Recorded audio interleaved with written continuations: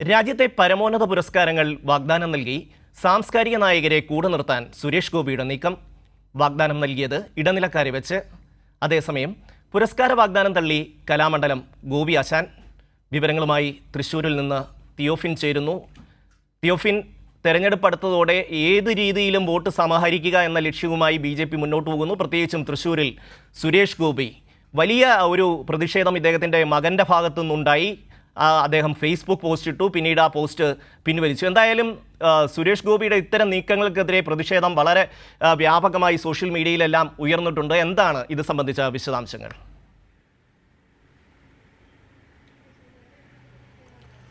ഷമി, കഴിഞ്ഞ ദിവസമാണ് ഇത്തരത്തിലൊരു പോസ്റ്റ് വരുന്നത്.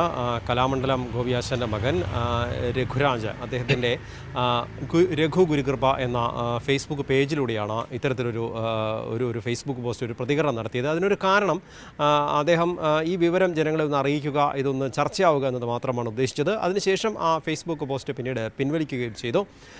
ഇതിൽ പറഞ്ഞിരുന്ന വിവരങ്ങൾ, കലാമണ്ഡലം ഗോപിയാശാനെ ഒരു ഡോക്ടർ വിളിക്കുന്നു. അദ്ദേഹത്തെ നേരത്തെ ചികിത്സിച്ചിരുന്ന ഡോക്ടറാണ്. അദ്ദേഹം വിളിച്ചു പറയുന്നു, നാളെ സുരേഷ് ഗോപി അങ്ങയെ കാണാനായിട്ട് വരും, അപ്പോൾ അദ്ദേഹത്തെ അനുഗ്രഹിക്കണം എന്നാണ് വിളിച്ചു പറയുന്നത്. അതിന് ബുദ്ധിമുട്ടുള്ളത് കൊണ്ട്, എന്നാൽ നേരിട്ട് ഡോക്ടറോട് പറയാൻ ബുദ്ധിമുട്ടുള്ളത് കൊണ്ട് അത് ഇദ്ദേഹം മകനെ ചുമതലപ്പെടുത്തുകയാണ് ഡോക്ടറെ വിളിച്ച് പറയാൻ, അത് വേണ്ട എന്ന് പറയാനായിട്ട്.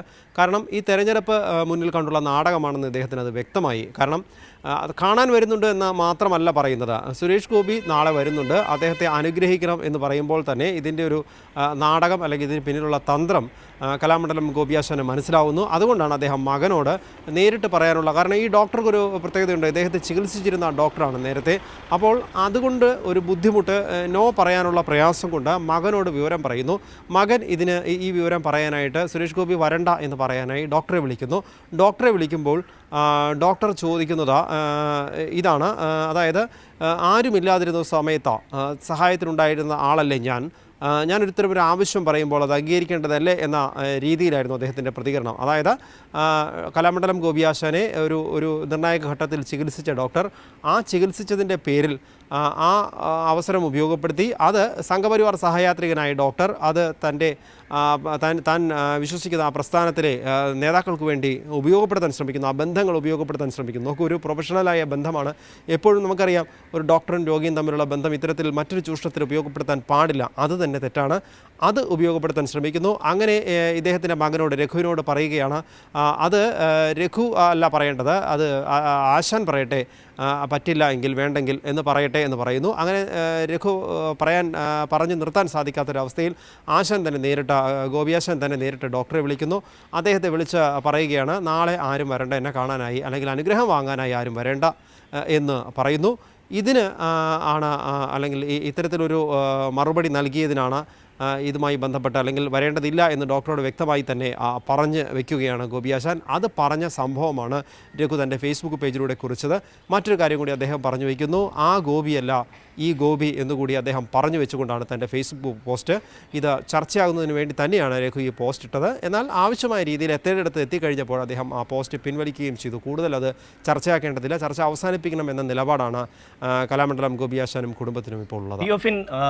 ഇപ്പോൾ സുരേഷ് ഗോപി തെരഞ്ഞെടുപ്പിൽ മത്സരിക്കുന്ന ഒരാളെന്ന നിലയിൽ കലാമണ്ഡലം ഗോപിയാശാനെ കണ്ട് അനുഗ്രഹം വാങ്ങുന്നതിന് എന്തിനാണ് ഒരു ഇടനിലക്കാരൻ്റെ ആവശ്യം? അദ്ദേഹത്തെ ചികിത്സിച്ച ഒരു ഡോക്ടറെ ഉപയോഗിച്ചുകൊണ്ട് ഈ രീതിയിൽ ഒരുപക്ഷെ നേരിട്ട് സുരേഷ് ഗോപി ചെന്നിരുന്നെങ്കിൽ കലാമണ്ഡലം ഗോപിയാശാൻ ഇക്കാര്യത്തിൽ ഒരു എതിർപ്പ് പറയുമായിരുന്നില്ല എന്ന് വേണം വിചാരിക്കാൻ. ഈ രീതിയിൽ ഒരു ഇടനിലക്കാരനെ മുൻനിർത്തി തന്നെ സമീപിച്ചപ്പോൾ സ്വാഭാവികമായിട്ടും കലാമണ്ഡലം ഗോപിയാശാനെ പോലെയുള്ള ഒരു വലിയ കലാകാരന് ഈ നീക്കത്തിൽ ഒരു സംശയം തോന്നിയിട്ടുണ്ടാവും. അത് മാത്രവുമല്ല, കൂടിക്കാഴ്ചയ്ക്ക് അനുമതി നിഷേധിക്കുന്ന സമയത്ത് പറയുന്നത്, അങ്ങയെ തേടി വലിയ വലിയ പുരസ്കാരങ്ങൾ കാത്തിരിക്കുന്നു, സുരേഷ് ഗോപി ഒന്ന് അനുഗ്രഹിച്ചു കഴിഞ്ഞാൽ അങ്ങയെ കാത്ത് വലിയ പുരസ്കാരങ്ങൾ, പത്മ പുരസ്കാരങ്ങൾ അടക്കം വരാനിരിക്കുകയാണ്.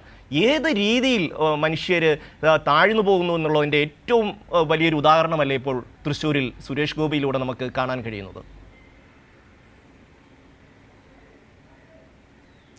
തീർച്ചയായും ഷമ്മി, സാധാരണ തെരഞ്ഞെടുപ്പ് കാലത്ത് പൗരപ്രമുഖരെ, കലാകാരന്മാരെ, മത സാമുദായിക നേതാക്കളെയൊക്കെ രാഷ്ട്രീയ പ്രവർത്തകർ, അതായത് പ്രത്യേകിച്ച് സ്ഥാനാർത്ഥികളും മറ്റ് നേതാക്കളും നേരിട്ട് കണ്ട് സംസാരിക്കുകയും വോട്ട് ചോദിക്കുകയും അല്ലെങ്കിൽ ആ ബന്ധങ്ങൾ പുതുക്കുകയും ഒക്കെ പതിവാണ്.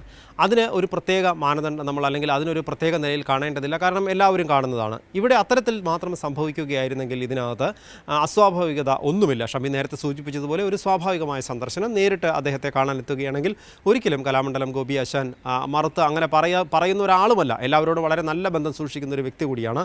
അങ്ങനെ ഉണ്ടാകുമായിരുന്നില്ല. പക്ഷേ ഇവിടെയും അനുഗ്രഹം നൽകണം അല്ലെങ്കിൽ അനുഗ്രഹിക്കണം എന്ന് ഒരു മീഡിയേറ്റർ വഴി ആവശ്യപ്പെടുമ്പോഴാണ് അവിടെ ഒരു സംശയം ജനിക്കുന്നത്. അതുകൊണ്ടാണ് അതിനു വേണ്ടി വരേണ്ടതില്ല, അല്ലെങ്കിൽ അനുഗ്രഹത്തിന് വേണ്ടിയിട്ട് എൻ്റെ അനുഗ്രഹത്തിന് വേണ്ടിയാണെങ്കിൽ വരേണ്ടതില്ല എന്ന് അദ്ദേഹത്തിന് പറയേണ്ടി വന്നത്.